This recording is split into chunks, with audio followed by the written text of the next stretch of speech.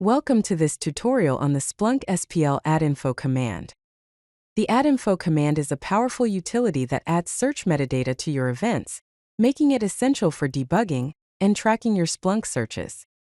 This command enriches your data with valuable information about the search itself, helping you understand when searches were executed, what time ranges were used, and how to identify specific search instances. The addinfo command adds search metadata fields to each event in your search results.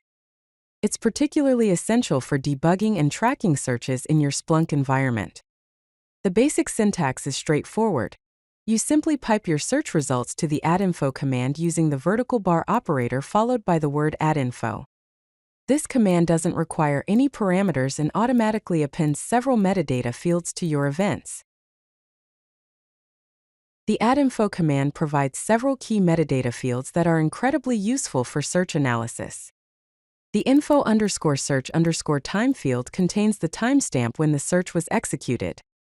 The info_sid field provides a unique search ID that's perfect for tracking specific search instances. The info_min_time field shows the earliest time in your search range, while info_max_time shows the latest time in your search range. These fields give you complete visibility into your search parameters. Here's a practical example of using the addinfo command. We start with a basic search looking for web access logs by specifying index equals web and source type equals access_combined. Then we pipe the results to the addinfo command to add our metadata fields. Finally, we use the table command to display specific fields including _time, client tip, info_sid, and info_search_time.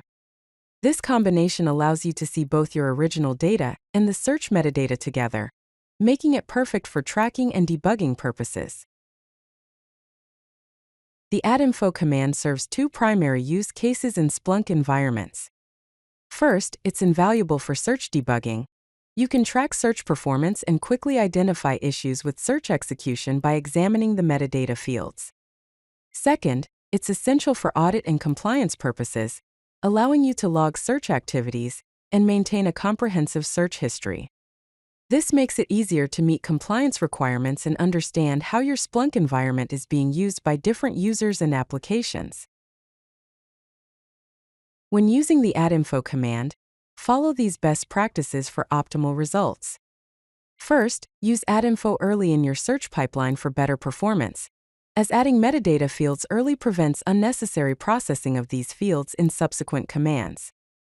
Second, if you don't need all metadata fields, use the fields command to select only the needed metadata fields, which can improve search performance. Finally, remember that addinfo is essential for search troubleshooting and performance analysis, making it a valuable tool in any Splunk administrator's toolkit. If you like this video, hit that like button and don't forget to subscribe. Visit CodeLucky.com for more such useful content.